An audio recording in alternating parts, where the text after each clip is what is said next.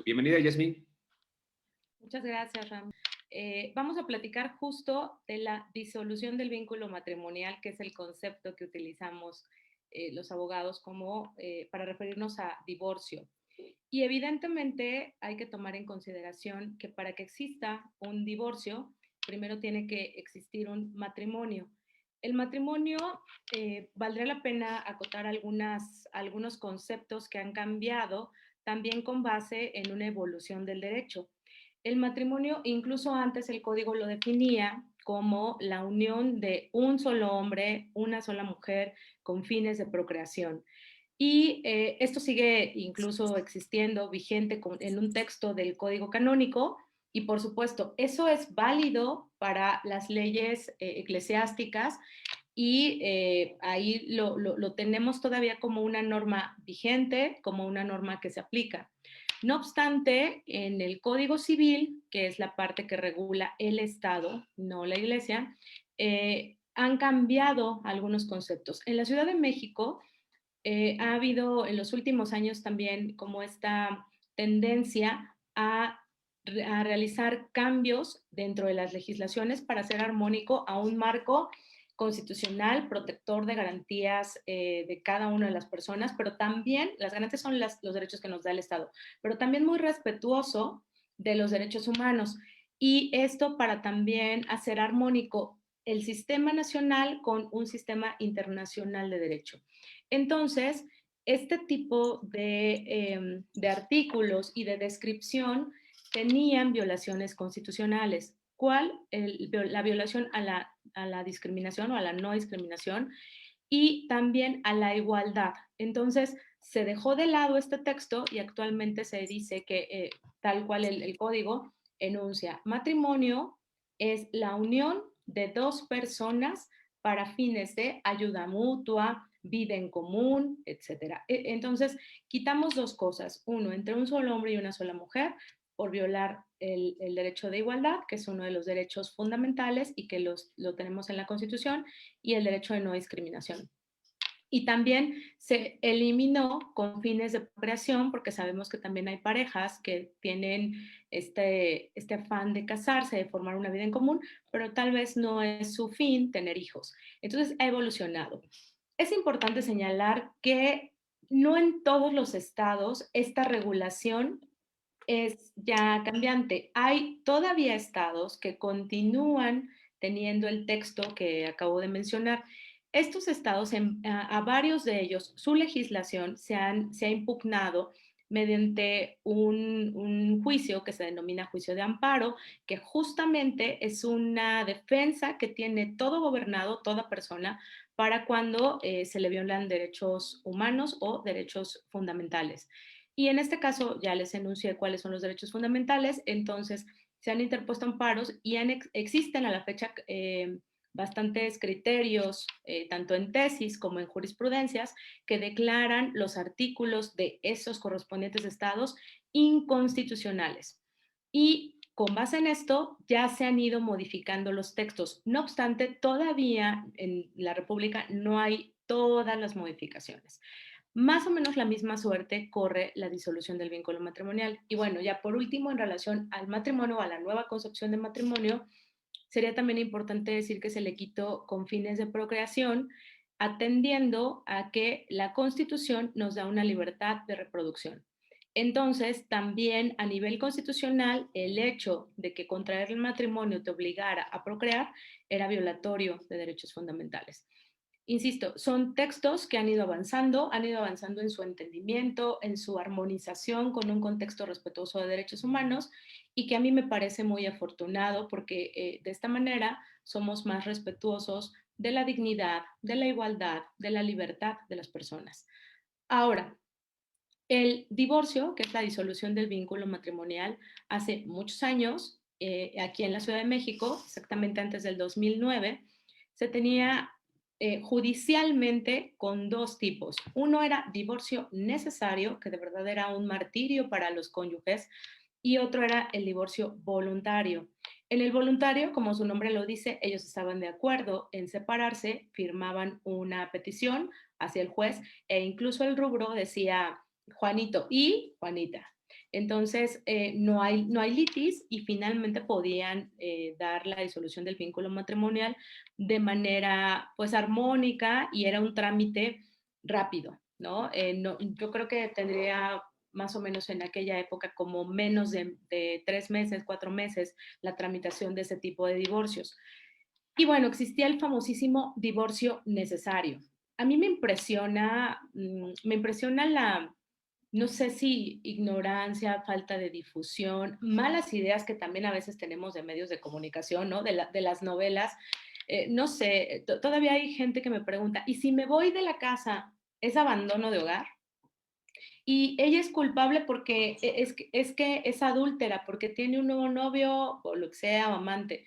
Eso ya al día de hoy no tiene relevancia y no porque sea un hecho que nosotros cubramos con el derecho, sino es porque al día de hoy existe un divorcio que tiene como base un principio importantísimo, que es el libre desarrollo de la personalidad.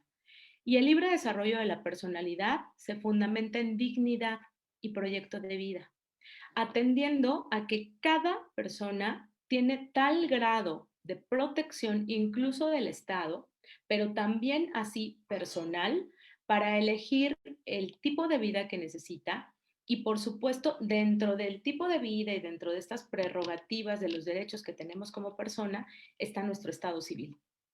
Es decir, yo puedo elegir casarme, unirme con una persona, por supuesto, necesito su consentimiento, es uno de los requisitos del matrimonio como acto jurídico, pero en el momento en que yo decida que a mi vida, a mi proyecto de vida, ya no viene bien estar con cierta persona, yo tengo la libertad de disolver mi matrimonio, aunque la otra persona no quiera. Y les comentaba hace unos minutos que me impresiona porque todavía hay personas que me dicen, es que no le voy a dar el divorcio. Eso tampoco existe. Vamos, ya no es voluntad.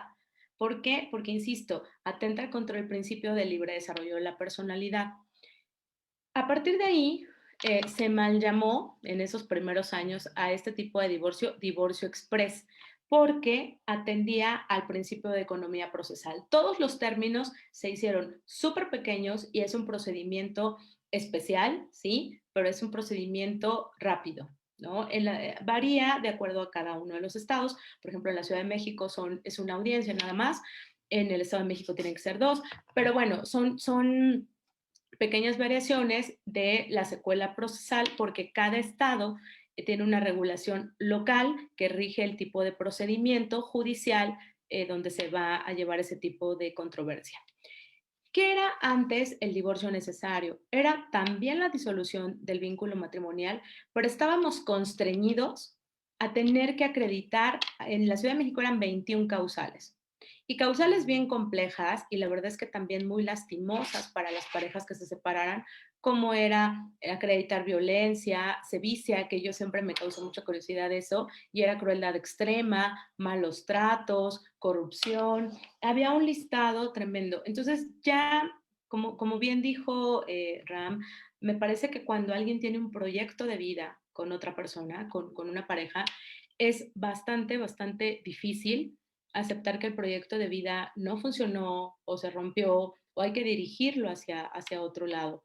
Y con base en eso, ya las personas traen una carga emocional tremenda, tremenda. Siempre he asegurado que el derecho de familia tiene que ser tiene que llevarse mediante un tratamiento sumamente sensible, sumamente respetuoso, de que estamos tocando vidas, estamos tocando familias.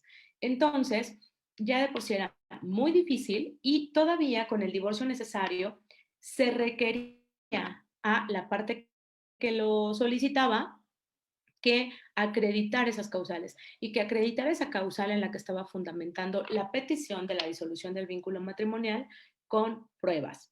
Por ejemplo, si decían es que es adúltero, entonces tenían que ofrecer pruebas fehacientes para acreditar ese adulterio. Y bueno, era muy doloroso, era una cuestión sumamente violatoria de esta libertad, de esta incluso principio de libre desarrollo de la personalidad.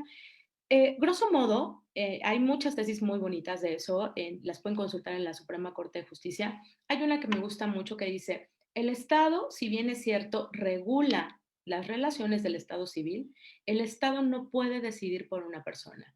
Y es entonces cuando existe el límite de hasta dónde el Estado me puede obligar para que yo esté o no esté con una persona a aportar pruebas, porque eso corresponde a una decisión enteramente personal y de proyecto de vida.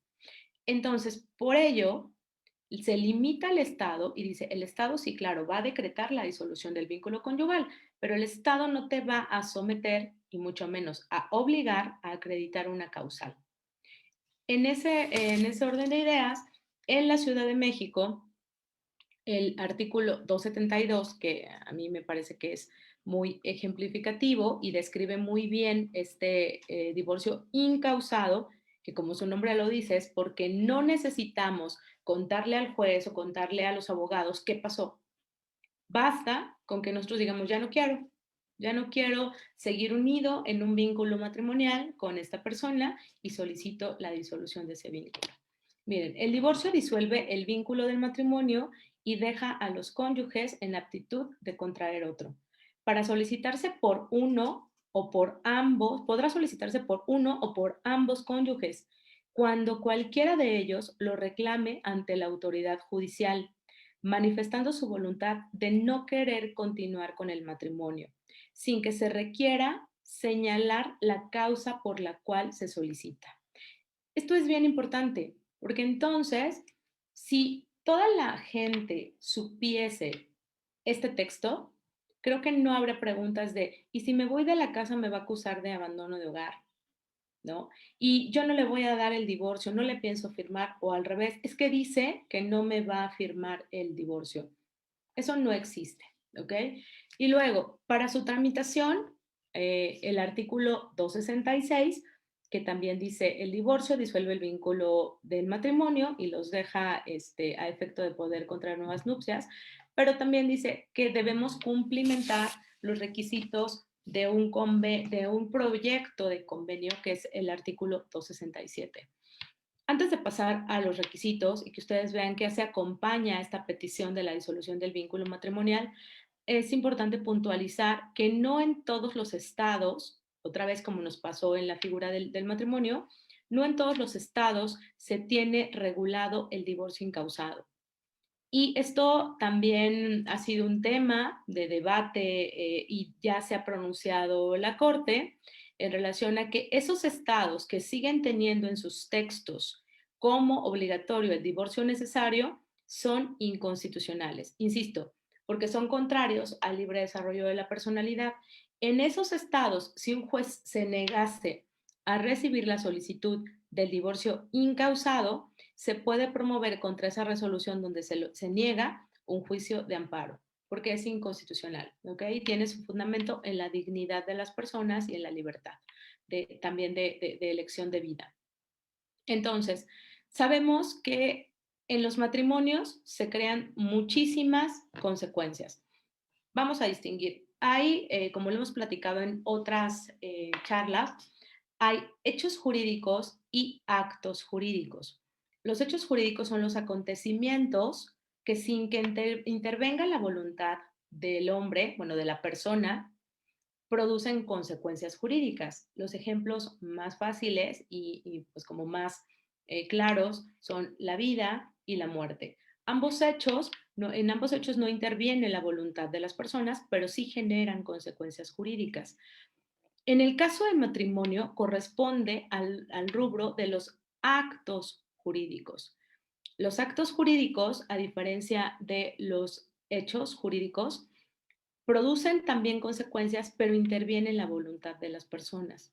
Y esto es porque esas personas se presume que desean, que tienen el ánimo de producir esas consecuencias jurídicas. Cuando las personas celebran matrimonio, producen consecuencias jurídicas como personas, porque se comprometen a hacer un proyecto de vida con la otra persona. Fíjense, esto de vida en común y ayuda mutua se traslada a otro derecho bien importante, alimentos. ¿Ok? El rubro de alimentos también contempla a los cónyuges y también la cuestión patrimonial. Por ello, cuando se celebra matrimonio, se escoge un régimen patrimonial y puede ser que los cónyuges deseen compartir sus bienes y entonces a partir de que se casan, todos los bienes se dividen entre dos. Eso se llama sociedad conyugal. Cuando dicen, yo no deseo compartir mis bienes, entonces es separación de bienes, ¿ok? Y todo lo que ingresa al matrimonio no se va a tomar como una universalidad que se parte en dos, sino cada quien sigue siendo dueño de sus bienes. Entonces, les decía que lo contemplamos en un mundo de actos jurídicos porque tanto los cónyuges tienen conocimiento de los efectos como los desean, ¿no? Entonces es tan importante que se celebra, es de los actos jurídicos que se celebra ante un registro civil o ante un mal llamado juez del registro civil, porque ellos no imparten justicia, digamos director del registro civil. Y esta persona está investida por el Estado de fe pública. Entonces es de los actos que tienen tres elementos de existencia. Tiene la voluntad de los cónyuges, tienen por supuesto el objeto, que es ayuda mutua, ¿no? Vida en común, compartir o no patrimonio, también se establece, y tienen solemnidad. No es válido un matrimonio que se celebra, yo sé, por ejemplo, religiosamente, si celebramos un matrimonio para los que somos católicos, por supuesto, tiene una validez, se le llaman enunciados declarativos. O sea, en el momento en que, no sé, Ramiro nos diga, y los declaro marido y mujer, para nosotros generan un cambio en el mundo. Pero jurídicamente lo único que tiene validez es el matrimonio civil, ¿no? Incluso algún día comentábamos con Ramiro, me dice, es que a veces, dependiendo del criterio, te piden como requisito que estén casados para darles esa seguridad jurídica, pero a veces no, porque hay ocasiones en que el mismo día de la boda, no sé, por la iglesia, es el día de la boda del civil. En fin, eso también dependerá de cada persona. Lo que es cierto es que conllevan una serie de implicaciones fácticas y jurídicas. Por ello, cuando disolvemos el vínculo matrimonial sin que haya posibilidad de que uno de los cónyuges se niegue a disolverlo, tenemos que ver qué va a pasar con los bienes, qué va a pasar, por supuesto, con los hijos, ¿no? Que son sumamente importantes y que en el derecho de familia siempre se les toma como una clase vulnerable y como una clase en la que incluso el juez podría aplicar absolutamente toda la suplencia a su favor. Por ello, cada solicitud de disolución del vínculo matrimonial tiene que ir acompañado de un proyecto de convenio, proyecto, no quiere decir que se vaya a hacer lo que el juez acepte, un proyecto de convenio que conlleve, que describa todas las consecuencias inherentes a la disolución del vínculo matrimonial.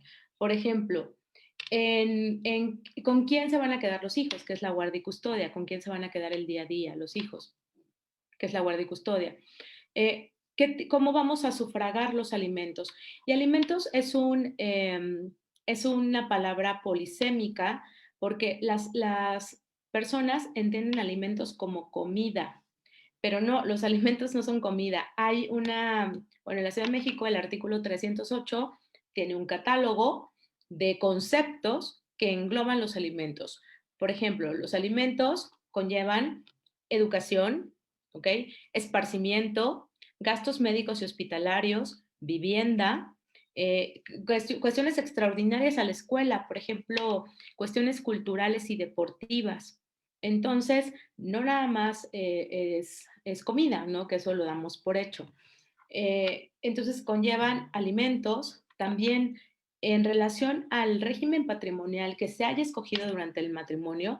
Si es una sociedad conyugal, se tendrá que hacer una propuesta de un inventario y de cómo se va a dividir, es el inventario de la disolución de la sociedad conyugal. En caso de que haya un régimen de separación de bienes, aquí viene un tema que me encanta y que voy a tratar de explicarlo lo más sencillo, porque el fin de estas charlas es que las personas ven el derecho como algo del día a día y muy amable. Aquí, en el caso de que haya un divorcio y que se haya contraído el matrimonio por separación de bienes, puede surgir la figura de la compensación. ¿Ok? Igual, compensación incluso es una palabra polisémica hasta en el derecho. Hay una figura de obligaciones que se llama compensación, pero no, aquí se refiere a una figura completamente del derecho de familia. Y grosso modo se surgió o se tomó en consideración porque más en otros tiempos, digo, ya ha cambiado. A mí me encantaría, de veras, ahorita se me está ocurriendo, a ver si en próximas charlas tocamos perspectiva de género. Hay muchas cosas nuevas sobre perspectiva de género. Por estereotipos de género, normalmente el hombre trabajaba, construía un patrimonio y la mujer se quedaba en casa atendiendo el hogar y los hijos. Por ello, no tenía a su nombre o no poseía bienes suficientes más que los que le allegaba el esposo y de los que le podía sufragar, ¿no? Como parte de un núcleo de familia, no como persona. Entonces, este tipo de descompensaciones, de desequilibrios, los tomó en consideración el derecho y comenzaron a regular nuevas figuras jurídicas. Esta figura de la compensación no es exclusiva a favor de mujeres, por supuesto, pero sí fue creada por el contexto en el que vivimos a favor de estas mujeres que dedicaron, si no toda su vida, gran parte de su vida a el cuidado del hogar y de los hijos que no poseen bienes, ¿ok? Y que tampoco trabajan y que obviamente en una separación, si se casaron por separación de bienes, no les tocaba nada, ¿ok? Ahora, la ley contempla esta figura de la compensación para, como su nombre lo indica, hacer un equilibrio, indemnizar a estas personas que se hayan dedicado al cuidado del hogar, que posean menores bienes que el otro cónyuge y que el siguiente requisito es que no hayan trabajado. Y si logramos acreditar eso ante un juez, tiene derecho esta persona hasta a que le den hasta el 50% de los bienes del otro cónyuge, aunque estén casados por separación de bienes. Les digo, es una figura que me gusta muchísimo porque tiende a un equilibrio jurídico, a un equilibrio incluso de perspectiva de género, ¿no? Para romper estereotipos de género y se utiliza normalmente a favor de la mujer, insisto, pero no es exclusivo. Pudiese ser el caso de que si yo contraigo matrimonio y acuerdo con mi pareja que a mí me va mejor y que él se quede al cuidado de los hijos y de la casa, él en algún momento pudiera pedirme una compensación y sería exactamente igual el modelo. No, yo no he conocido alguno, pero seguramente podría ser el caso. No, no es algo exclusivo por ser hombre-mujer, solamente que se ve más en mujeres por el tipo de idiosincrasia y de familias que se construyen en México.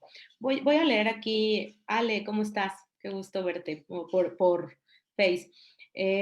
Dice Ale, tengo una duda, la solicitud de divorcio debe presentarse en el estado en que se celebra. Ah, esto es jurisdicción, ahorita te contesto, Ale.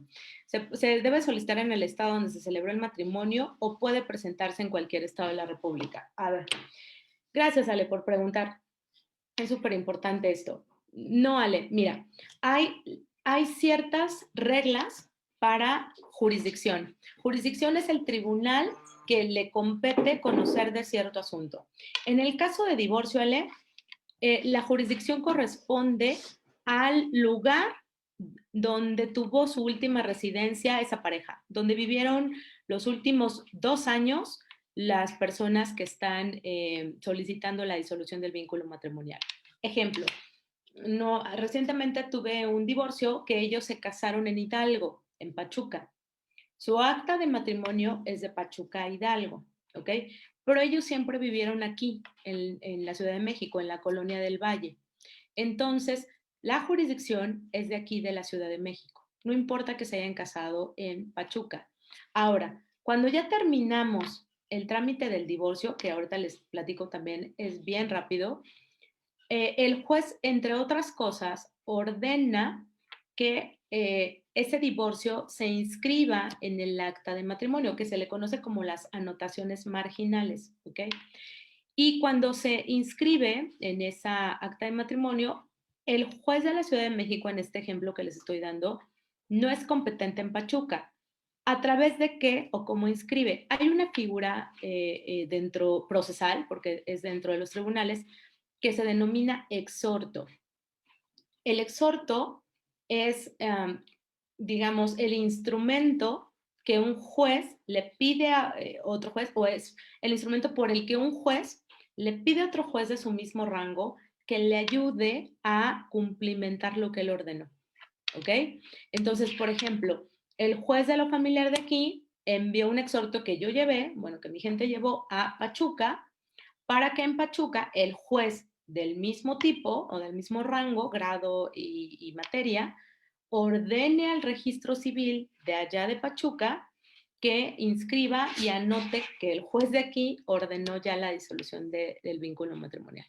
Espero que haya quedado contestado eso, Ale. Y María Loza nos pregunta, si ya se separaron más de 5 años, ¿cómo puede realizarse el trámite del divorcio? Están casados en la Ciudad de México.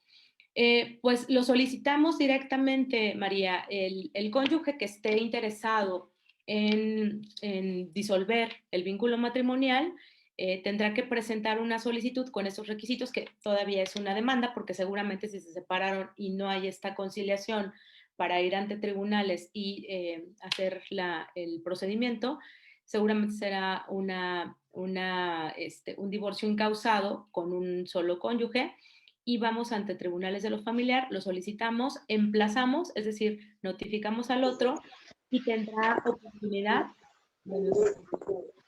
y tendrá, déjenme silenciar, permítanme.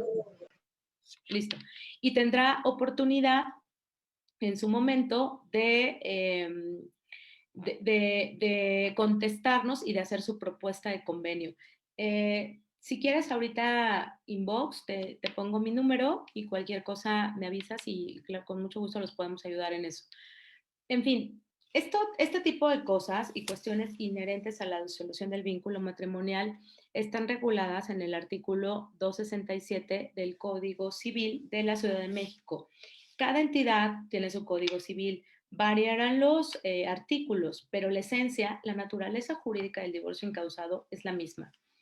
Ahora bien, como se nos termina el tiempo, nos quedan 20 minutitos, quiero platicarles de cuándo procede y por qué se tramita diferente en juzgados el divorcio incausado, pero promovido por ambos cónyuges. Lo que antes era el divorcio voluntario, ahora se sigue denominando divorcio incausado porque no es necesario que se exprese el motivo o la razón de la disolución del vínculo matrimonial. Pero hay una diferencia.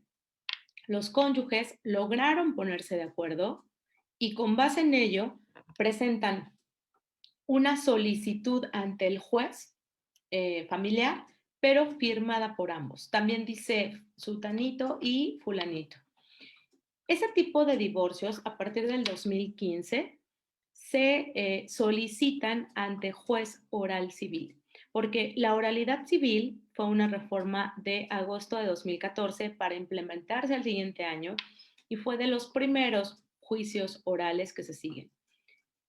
Resumiendo un poco, si vamos a solicitar un divorcio incausado donde no estén de acuerdo en firmar ambos, es divorcio incausado unilateral. Y su trámite, por supuesto, es con un abogado, pero su trámite será físicamente en los juzgados, en los tribunales familiares que están en la Ciudad de México frente al hemiciclo Alfares, ¿no? Que son juzgados de lo familiar. Si las dos partes, los cónyuges, están de acuerdo en hacer la petición al juez para disolver el vínculo matrimonial, entonces ese trámite se solicitará en juzgados oral familiar. Los juzgados orales familiares están ubicados en el Metro Niños Héroes, en la ciudad judicial, incluso físicamente están en lugares separados. Y por último, y si quieren, la próxima semana hablamos de los incidentes, de qué pasa con la guardia y custodia, pero ¿qué pasa si no nos ponemos de acuerdo en cómo se van a dividir los dineros, los bienes, etcétera? Lo podemos también platicar. Pero, por último, me gustaría platicarles del divorcio administrativo. Existe una variante muy excepcional que se denomina divorcio administrativo. Como su nombre lo dice, no es un divorcio judicial porque no conocen de él, no dirimen esa controversia jueces que pertenecen al Poder Judicial, sino el propio registro civil que pertenece al poder que administra, es decir, al poder ejecutivo, local, por supuesto, pero pertenece al poder ejecutivo. Entonces, ¿se puede tramitar un divorcio directamente ante el registro civil? La respuesta es sí. Solamente que como es una excepción, necesitamos cumplimentar requisitos.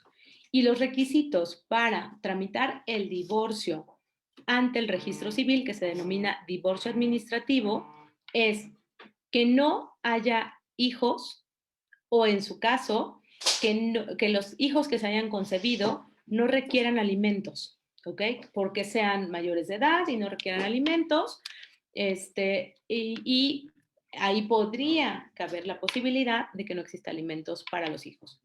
Siguiente, que entre los cónyuges tampoco haya una demanda de alimentos, porque si no hay litis y el registro civil no puede resolver, ellos no dictan sentencias, no dirimen controversias, para eso está el Poder Judicial.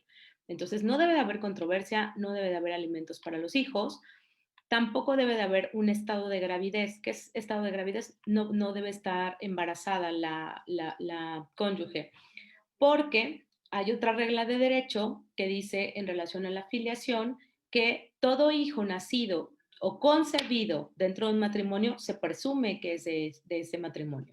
Entonces, por eso se pide que no haya un embarazo y por último, que haya pasado más de un año a partir de la celebración del matrimonio. También hay también eso aplica para el divorcio incausado judicial.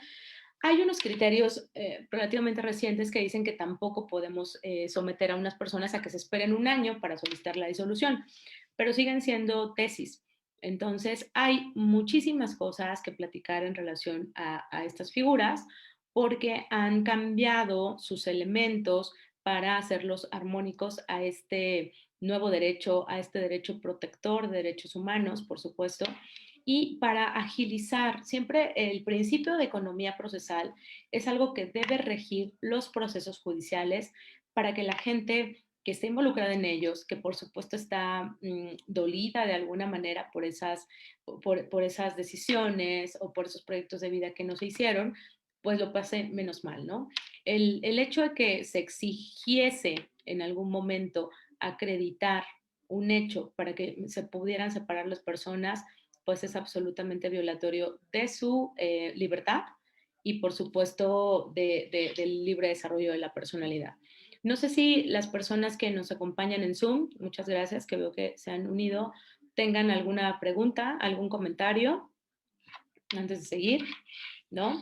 Y reviso de nuevo cuenta en Facebook. No, todo bien. Hemos respondido las preguntas que nos han hecho. Entonces, por razones de tiempo, porque me podría seguir, pero creo que ya no nos va a dar tiempo porque nos quedan 15 minutos. La próxima sesión, espero sus preguntas o sus comentarios para saber qué es lo que ustedes llegasen a tener duda o tienen inquietudes de cómo procede, cómo se resuelve en juzgados. Pero la próxima sesión, Ram, ya que estás ahí, me gustaría platicar de las cuestiones inherentes a la disolución del vínculo matrimonial. Es decir, ¿qué pasa con la guardia y custodia? ¿Qué pasa con los bienes? ¿Qué pasa con el régimen de visitas y convivencias? ¿Qué pasa cuando no nos ponemos de acuerdo también en el régimen de alimentos?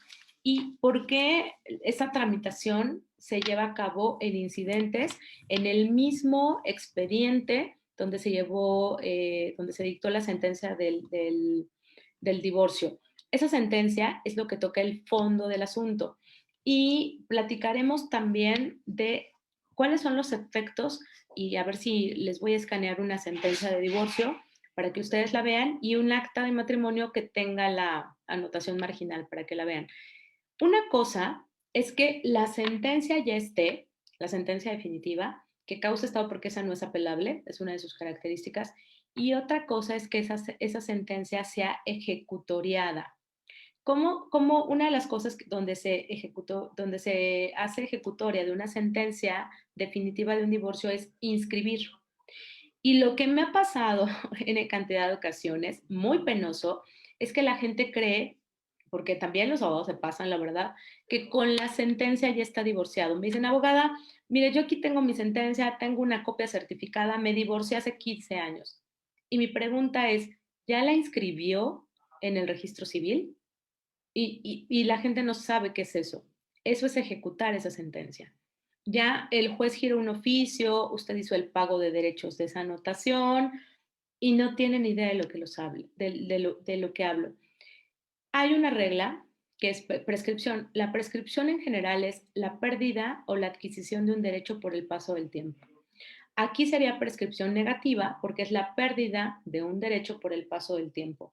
Si pasan 10 años de que se tiene esa sentencia y nunca se inscribió, prescribió esa sentencia. Esa ejecución de sentencia prescribió. Por tanto, no están divorciados, siguen casados. Y tendríamos que realizar de nueva cuenta todo el divorcio, como si nunca hubiese existido. Les digo esto porque la gente se sorprende mucho y me gustaría decirles que nunca he llevado un asunto así y van muchísimos que llevo. Entonces, pues también la verdad es que recomendación y petición para los abogados, avísenles. O sea, avísenle que sí, es un trámite administrativo, pero que bien los abogados podemos ayudarles. Y si quieren, a lo mejor cobrarlo. O decirles, ahí está, y que tienen 10 años para poderlo cumplimentar. Si no, prescriben. No sé, ¿cómo ves, Ram? Yo creo que Pues, ajá, adelante. esto en un momento dado también debería de ser obligación de quien lleva un divorcio, ¿no?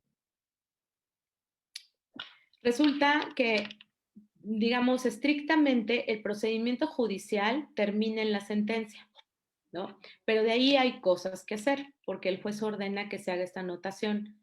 Y sí, pues penosamente sí he encontrado que el abogado pues no les avisa, él les da la copia de su sentencia y la gente cree que su sentencia es su divorcio. Cuando yo les pregunto si esa sentencia está inscrita, me dicen que no, porque como es un trámite donde tienes que hacer pues algo un poquito engorroso de sacar copias certificadas, turnar el expediente, hacer unos pagos, pues es un poco engorroso y normalmente las personas no lo saben hacer. Ahora sí, es un trámite administrativo, no judicial, eso es cierto, pero me parece que coincido contigo a que por lo menos yo lo que hago con mis clientes es decirle, mira, si tú quieres y pagas tu trámite administrativo y te digo cómo hacerlo, o me pagas a mí y yo te lo hago. Yo no he tenido un solo cliente que me diga yo lo hago. Me dice, no, hazlo tú y a mí ya dame mi acta con mi anotación. Y eso es lo que hacemos. Entonces, pues exhortar Claro. que avisemos, ¿no? A lo mejor habrá un cliente que te dice, yo lo hago. Y además no es nada caro, Ram. El pago que se hace es como de 500 pesos o menos y pues ponle otros 500, algo así de las copias certificadas. No es un pago fuerte, ¿no? Y sí es Pero importante que... es como parte de la cultura de los que ya están por cruzar la meta, pero ya se quedan para la foto nada más y entonces tú dices, no, cruza la meta, ya después tomas la foto, ¿no? Es un mal cultural, yo creo que de repente tenemos también. Buenas tardes, pregunta. Yo vivo en unión libre y mi esposo dice que quiere el dinero que puso para la construcción de la casa. El terreno era de mi mamá y nos dio permiso de construir. Yo no di ni un peso porque ya que mi esposo no me daba permiso de trabajar, ¿qué puedo hacer? Y lo que preguntaban hace rato, si ya está inscrito en en el registro civil, el vínculo ya está disuelto. Está muy interesante, etc. Ram, para la persona que nos dice de la construcción, eso es súper común. La gente construye en las casas de los papás, ¿no? Hay otras figuras jurídicas que son de derecho civil. Ese especialmente se llama derecho de accesión, ¿ok? Parte, grosso modo, de los principios del derecho de accesión es que lo accesorio sigue a lo principal. El material que esta persona compró no se considera que lo compró él, se considera propiedad, valga la redundancia, del propietario. salvo prueba en contrario, ¿ok? Pero se metería en una cuestión muy, muy compleja jurídicamente, entonces, pues en este caso, digamos, para buena suerte de la persona que dice que no la dejaron trabajar y que se construyó con el dinero del esposo, sí, sí, sí era el dinero del esposo, pero se construye en la casa de sus papás. En consecuencia, lo accesorio sigue a lo principal. Lo principal es el terreno de sus papás y esa construcción y todo lo que hay en el terreno se presume que es de los papás de esta persona. ¿no? Y es algo bueno, o sea, finalmente tus papás sé que lo hacen con muy buena voluntad, pero pues a veces la promoción del hijo comienza en eso, ¿no? En decirle, ánimo, vuela, ¿no? Pero bueno, pues, se nos quedan muchas cosas en el tintero y creo que se nos quedan muchas cosas que pensar, que bueno que estamos como retomando este tipo de temas y podemos acercarnos pues de alguna manera también a esta expertise de parte tuya. Así que dentro de 8 días, ¿qué te parece si seguimos y vemos qué tema dentro de 8 días? Sí, por supuesto que sí, Ram, con todo gusto, con todo cariño, y que nos pongan sus preguntas y seguimos platicando de estos temas. Probablemente también podemos platicar de propiedad, de posesión, hay muchísimos temas en el derecho, por eso me gusta tanto. Nunca Perfecto, dejamos de aprender. perfecto. Bueno, pues a tus saludos a todos y recuerden que tenemos de 4 a 5, 4:50 este ratito para poder compartir. Y pues agradezco mucho, Yasmín, y a los que se conectan y siguen preguntando, bienvenidos a todos. Pues gracias, Yasmín. No, Abrazos. gracias a ustedes. Gracias a ustedes y abrazos a todos. A ti también, Ram, te quiero mucho y gracias a todos por su atención y su interés en estos temas. Buenas Gracias. tardes. Bye.